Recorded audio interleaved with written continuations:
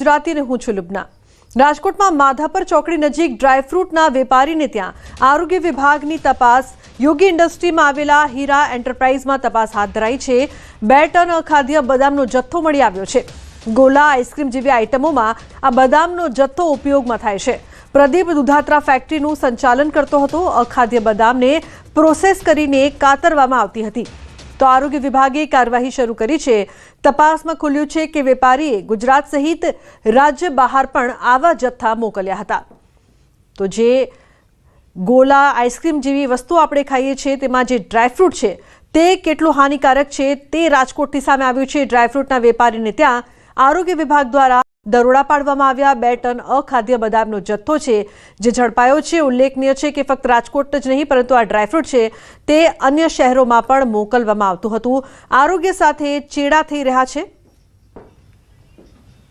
आज फूगवाळो जे माल है ए माल मारी पासे जे आवेलो छे ए चेक पण नथी करेलो। जे अत्यारे फूड शाखाए स्टाफे जे करेलो छे चेक फूगवाળી बदामનું હું કતરણ કરતો જ નથી। હું સારી બદામનું જ કતરણ કરું છું। રાજકોટ આજુબાજુના ગામમાં જે રાજકોટ જિલ્લામાં કેટલો જથ્થો છે ફૂડ શાખા એવું કહે છે કે 2 ટન આજુબાજુ છે। એપ્રોક્સ એટલો હશે જે હોય તે 1.5-2 ટન।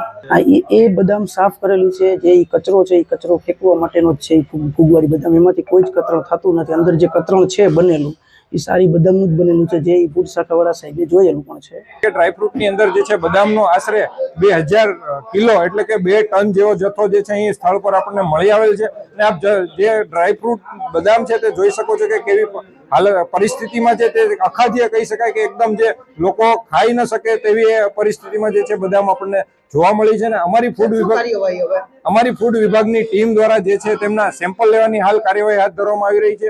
અંદાજે 12 લાખથી 14 લાખ જેવો જે છે તેમની જે છે કિંમત જણાય છે। રાજકોટ મહાનગરપાલિકાના ફૂડ વિભાગ દ્વારા માધાપર ચોકડી પાસે આવેલા યોગીનગર ઇન્ડસ્ટ્રીઝ એરિયાની અંદર દરોડા પાડવામાં આવ્યા છે। જોઈ શકાય છે કે અહીંયા કઈ રીતે આ અખાદ્ય જે બદામ છે આ બદામને કતરણ કરવામાં આવતી હતી અને ન માત્ર રાજકોટ પરંતુ સૌરાષ્ટ્ર સહિત સમગ્ર ગુજરાતભરમાં તેમજ ગુજરાતની બહાર પણ આ પ્રકારે કતરણ કરીને છે તે વેચવામાં આવતી હતી। આ કતરણનો મુખ્યત્વે ઉપયોગ છે તે મીઠાઈની જે લિક્વિડની જે આઈટમ હોય તેની અંદર વાપરવામાં આવતું હતું। સાથોસાથ વાત કરવામાં આવે તો ગોલાની અંદર આ કતરણનો છે તે ઉપયોગ કરવામાં આવતો હતો। કઈ જગ્યાએ આ સપ્લાય કરવામાં આવતી હતી તેના પણ હું આપને દ્રશ્યો બતાવી રહ્યો છું। જોઈ શકાય છે કે કોડીનાર મોકલવામાં આવતી હતી। પુણે છે, જુનાગઢ છે, કોલ્હાપુર છે, ઉદયપુર છે, પૂણા, સુરેન્દ્રનગર, રાજકોટ, મહુવા, મુંબઈ, અનંતનાગ સહિતના એટલે કે ન માત્ર રાજકોટ સૌરાષ્ટ્ર પરંતુ કહી શકાય કે ગુજરાત બહાર પણ આ જથ્થો છે તે સપ્લાય કરવામાં આવી રહ્યો હતો। હું આપને દ્રશ્યો પણ છે તે પણ બતાવવાનો પ્રયત્ન કરી રહ્યો છું કે જોઈ શકાય છે કે કઈ હાલતની અંદર આ કતરણ છે તે રાખવામાં આવી છે। એકદમ અખાદ્ય પ્રકારની આ કતરણ છે। વર્ષો જૂનો આ માલ હોય તેવું લાગી રહ્યું છે। હાથની અંદર ચિકાસ પણ એટલી જોવા મળી રહી છે કે જ્યારે આ વસ્તુ ઉપાડીએ છીએ ત્યારે મોટા પ્રમાણની અંદર ચિકાસ છે તે જોવા મળી રહી છે। જોઈ શકાય છે કે કઈ રીતે અહીંયા આ જે કતરણ છે તેને પણ કઈ રીતે ગરમ કરવામાં આવતી હતી, કઈ રીતે તેને સ્ટોરેજ કરવામાં આવતી હતી। આ પ્રકારે યોગીનગર ઇન્ડસ્ટ્રીઝ એરિયાની અંદર રાજકોટ મહાનગરપાલિકાના ફૂડ વિભાગ દ્વારા હાલ અત્યારે મોટી કાર્યવાહી છે તે કરવામાં આવી છે। અંદાજિત 2 ટન જેટલો માલ છે તે ઝડપી પાડવામાં આવ્યો છે। 40 લાખ રૂપિયાથી પણ કિંમતનો મુદ્દામાલ છે તે હાલ અત્યારે કબજે કરવામાં આવ્યો છે। અંકિત પોપટ, ન્યૂઝ 18 ગુજરાતી, રાજકોટ।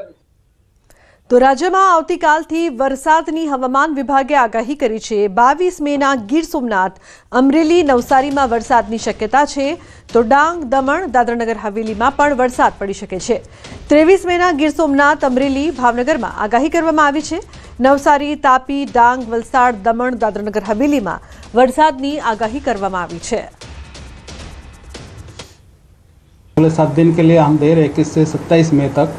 21 तारीख मौसम आमतौर पर शुष्क रहेगा, लेकिन 22-23 के लिए इक्का दुक्का स्थानों में हल्का से मध्यम में गर्जना के साथ बारिश का संभावना रहेगा। मेनली जो डिस्ट्रिक्ट 22 तारीख को हम दे रहे हैं गीर सोमनाथ, अमरेली, दीव, नवसारी, वलसाड़, दमन, दादरा नगर हवेली, डांग के लिए दिया गया है। और जो डे 3 23 तारीख को 23 मई को लिए दिया गया है सेम डिस्ट्रिक्ट आएगा। उसके साथ सौराष्ट्र का इसमें भावनगर ऐड होगी और जो दक्षिण गुजरात में तापी डिस्ट्रिक्ट इसमें ऐड होगी। तो वडोदरा जिल्लाના વાઘોડિયા ખાતે માળુધર રોડ પર ચાલી રહેલા આરસીસી રોડના કામમાં ભ્રષ્ટાચારની આશંકાએ ભારે ચર્ચા જગાવી છે।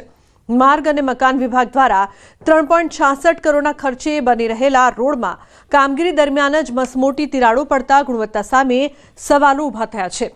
હજી સુધી રોડ પર એક પણ વાહન પસાર થયું નથી, છતાં રોડ તૂટવાની શરૂઆત થઈ ગઈ છે.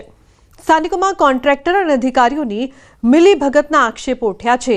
3 દિવસ પહેલા ધારાસભ્ય ધર્મેન્દ્રસિંહ વાઘેલાએ સ્થળ મુલાકાત લઈ ગુણવત્તાયુક્ત કામગીરી માટે સૂચનાઓ આપી હતી, છતાં સ્થિતિમાં સુધારો ન થતાં લોકોમાં રોષ જોવા મળી રહ્યો છે. તો વાહન ચાલે તે પહેલા આજે રોડ તૂટતા સવાલ. સંવાદદાતા હાર્દિક જોડાયા છે વધુ માહિતી આપવા માટે. હાર્દિક, જે પ્રકારથી મિલીભગતના આક્ષેપ થઈ રહ્યા છે અને ધારાસભ્યની ટકોર બાદ પણ સુધાર નહીં, શું અપડેટ? બિલકુલ, જો વડોદરા ગ્રામ્ય પંથકની વાત કરવામાં આવે તો બોડી બામણીનું ખેતર હોય ત્યાં પ્રકારની સ્થિતિ જે છે તે સર્જાય છે. કારણ કે અધિકારીઓ અને કોન્ટ્રાક્ટરોના એમ છે કે તેઓ કામગીરીમાં વેઠ ઉતારશે અને એમના પર નજર રાખનારું કોઈ નથી. પરંતુ જો વાઘોડિયાની વાત કરવામાં આવે તો આરસીસી રોડ બનાવ્યો અને રોડનો ઉપયોગ થાય એ પહેલા જે છે તે બિનઉપયોગી સાબિત થઈ રહ્યો છે. ધારાસભ્યના કાન સુધી આ વાત પહોંચી હતી અને ધારાસભ્યએ પણ સ્થળ મુલાકાત લીધી હતી. ધારાસભ્ય દ્વારા જે અધિકારીઓ છે અને કોન્ટ્રાક્ટર છે તેમને ટકોર કરવામાં આવી હતી, પરંતુ તેમના દ્વારા જે છે તે યોગ્ય કામગીરી કરવામાં આવી. આક્ષેપ એવો થઈ રહ્યો છે કે રોડ બનાવ્યો ત્યારબાદ ઉનાળામાં જે છે તે રોડ પર યોગ્ય પાણીનો છંટકાવ જે છે તે કરવામાં નથી આવ્યો, એટલે કે દરકાર લેવામાં નથી આવી. એના કારણે રોડ જે છે તે ઉપયોગમાં લેવાય એ પહેલા જે છે તે બિનઉપયોગી થઈ ગયો છે. અધિકારી સાથે જયારે ન્યૂઝ એટીનની ટીમે વાત કરી ત્યારે અધિકારી દ્વારા વાત કરવામાં આવી કે તેમના દ્વારા સ્થળ મુલાકાત કરવામાં આવી છે અને ત્યાં જવાબદાર લોકો જે છે તે લોકો સાથે વાતચીત કરવામાં આવી છે અને રોડમાં કોઈ પણ જાતની ખામી ના હોય ત્યાં પ્રકારનું વલણ જે છે તે આરએનબીના અધિકારીઓ જે છે તેઓ કરી રહ્યા છે. 200 મીટરનો જે રોડ છે તેમાં 1 ડઝનથી પણ વધારે જે છે તે તિરાડો પડી ગઈ છે. એટલે ચોક્કસથી આજે કોન્ટ્રાક્ટર જે છે તેની કામગીરી સામે સવાલ ઉઠી રહ્યા છે અને કોન્ટ્રાક્ટર સામે કાર્યવાહી કરવામાં આવે, તેને બ્લેકલિસ્ટ કરવામાં આવે તેવી માંગણી જે છે તે કરવામાં આવી રહી છે. બિલકુલ હાર્દિક, આભાર સમગ્ર માહિતી બદલ. અન્ય સમાચારની વાત કરીએ તો બનાસકાંઠા જિલ્લાના પાલનપુરના પ્રકાશનગર વિસ્તારમાં બનેલો રોડ હાલ સ્થાનિકો માટે મુશ્કેલીનું કારણ બન્યો છે. નગરપાલિકા દ્વારા લાખો રૂપિયાના ખર્ચે બનાવાયેલ આ રોડ માત્ર થોડા મહિનામાં જ ખરાબ થઈ ગયો હતો અને કાંકરીઓ બહાર આવી ગઈ હતી. બાદમાં રિપેરિંગના નામે રોડ પર ડામર પાથરી દેવામાં આવ્યો હતો, પરંતુ ઉનાળાની ગરમીમાં તે ડામર ઉકળી રહ્યો છે, જેના કારણે 2 વ્હીલર વાહનો સ્લીપ થઈ રહ્યા છે અને રાહદારીઓના પગ પણ ડામરમાં ફસાઈ રહ્યા છે. લોકોની માંગ છે કે રોડ પરથી ડામર દૂર કરી યોગ્ય સમારકામ કરવામાં આવે, કારણ કે સુવિધા માટે બનાવાયેલો આ રોડ હાલ મુશ્કેલીનું કારણ બની ગયો છે. હમણાં 1 વર્ષ પહેલા આ રોડનું કામ કર્યું હતું અને 1 વર્ષ હજી પૂર્ણ પણ નથી થયું. એ પહેલા તો રોડ એટલી બિસ્માર હાલતમાં છે, ઉપર રોડની કાંકરી આવી ગઈ છે. અમે નગરપાલિકા ચીફ ઓફિસરને રજૂઆત કરી તો એ લોકોએ એમ કીધેલું કે ભાઈ અમે એનું કામકાજ કરી આપીશું, પણ રાત્રિના સમયે એ લોકોએ એવું કામ કર્યું કે ડામર લાવી અને એમને ડામર પાથરી દીધી. હવે આવનાર વાહનો પછી પગેથી ચાલતા લોકોને બહુ જ મુસીબત પડે છે. ડામર ઉપર નાખી દીધો છે એટલે જતા આવતા તકલીફ પડે છે, વાહનો સ્લીપ થઈ જાય છે, લોકોને તકલીફ પડે છે, ચંપલ ચોંટી જાય, પગ ચોંટી જાય છે, નકસ્મત થવાના ભય છે. નગરપાલિકાના હોદ્દેદારોને એટલી વિનંતી કે આ રોડ ઉપરથી ડામર લઈ અને સિમેન્ટેડ રોડ નવો બનાવે. તાજપુરા વીરકૃપા સોસાયટીના નાકા સુધી જે રોડ બનાવે છે હજુ 1 વર્ષ પૂરું થયું નથી અને આ ડામર એકાએક સી ખબર કોણે નાખ્યું છે એ ખ્યાલ નહીં. એ કાં તો એ ડામરનો નિકાલ લાવો અથવા તો રોડ નવેસરથી બનાવો. રાજકોટ શહેર અને જિલ્લામાં પેટ્રોલ ડીઝલના જથ્થાને લઈને જિલ્લા કલેક્ટર ઓમપ્રકાશે મહત્વપૂર્ણ નિવેદન આપ્યું છે. તેમણે જણાવ્યું છે કે જિલ્લામાં વિવિધ ઓઇલ કંપનીઓના કુલ 361 પેટ્રોલ પંપ કાર્યરત છે અને જિલ્લા વહીવટીતંત્ર સતત ઓઇલ કંપનીઓ સાથે સંપર્કમાં છે. હાલ જિલ્લામાં પેટ્રોલનો અંદાજે 46% અને ડીઝલનો 33% જથ્થો ઉપલબ્ધ છે. કેટલાક પેટ્રોલ પંપો પર ઝડપથી પુરવઠો પહોંચે તે માટે તંત્ર દ્વારા પ્રયાસો કરવામાં આવી રહ્યા છે. કલેક્ટરે સ્પષ્ટતા કરી છે કે તેમના આંકડા મુજબ કોઈ પણ પેટ્રોલ પંપ સંપૂર્ણપણે બંધ હાલતમાં નથી. સાથે જ ગ્રામ્ય વિસ્તારોમાં ખેડૂતોને સમયસર પેટ્રોલ ડીઝલ મળી રહે તે માટે પણ ખાસ વ્યવસ્થા કરવામાં આવી રહી છે. અધિકારી લઈને 24/7 ચલાવીએ છીએ. આ કામગીરી પણ શરૂ થઈ જશે. સાથે ડિઝાસ્ટરના જેટલા પણ ઇક્વિપમેન્ટ છે, જે પણ અગાઉમાં સરકાર દ્વારા આપવામાં આવ્યા હોય અથવા આપણે અહીંયા જિલ્લા તંત્ર તરફથી વિકસિત કરવામાં આવ્યા હોય વિદ્યાર્થીઓના જે બોર્ડ સુધીના જેટલા પણ ઇક્વિપમેન્ટ છે આ તમામને દુરુસ્ત કરવાની સૂચના આપવામાં આવી છે અને સાથે સાથે ફિલ્ડમાં તમામ જે પણ જોખમી બિલ્ડિંગ્સ જે છે અથવા જોખમી વૃક્ષો જે છે આનું ધ્યાન રાખીને જંગલ કટિંગથી લઈને નોટિસ વગેરે આપવાના ઇવેક્શન કરાવવાના આ તમામ સૂચનાઓ જે છે આપવામાં આવી છે। ગીર સોમનાથના વેરાવળમાં થયેલા ફાયરિંગના કેસમાં આખરે આરોપી ઝડપાયો છે। તાલાલા રોડ રેલવે ક્રોસિંગ નજીક બનેલી આ ઘટનામાં હિસ્ટ્રી શીટર જાવેદને માથાના ભાગે ગોળી વાગતા તેનું મોત થયું હતું। ઘટનાના સીસીટીવી ફૂટેજ પણ સામે આવ્યા છે, જેમાં 4 થી 5 શખ્સોની સંડોવણી દેખાઈ રહી છે। તપાસ દરમિયાન સામે આવ્યું છે કે મૃતક જાવેદ વાંદરી અને મુખ્ય આરોપી ફારૂક મૌલાના વચ્ચે માછલી એક્સપોર્ટના ધંધા તેમજ ચૂંટણીને લઈને લાંબા સમયથી મનદુખ ચાલતું હતું। તે દિશામાં તપાસ કરી પોલીસે ફારૂક મૌલાના સહિત 4 આરોપીઓની ધરપકડ કરી છે। હથિયારો પણ કબજે કર્યા છે। નોંધનીય છે કે જાવેદ સામે અગાઉ પણ ગુજસી ટોક હેઠળનો ગુનો નોંધાયેલો હતો।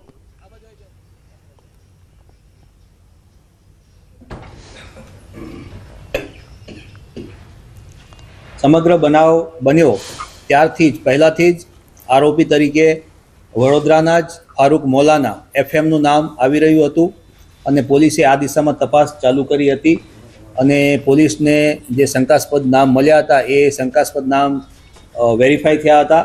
એના સાગરીતોને પકડવા માટે આખા જિલ્લામાં જુદી જુદી જગ્યાએ રેડો કરવામાં આવી હતી અને લગભગ વહેલી સવારે 3 થી 4 વાગ્યાના અરસામાં અમારી એલસીબીની ટીમોને આ આરોપીને તમામ 4 આરોપીને પકડવામાં સફળતા મળી છે।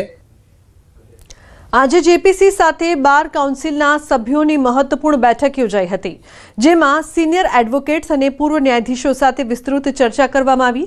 બેઠકમાં કાયદાના તાત્કાલિક અમલ અને સંબંધિત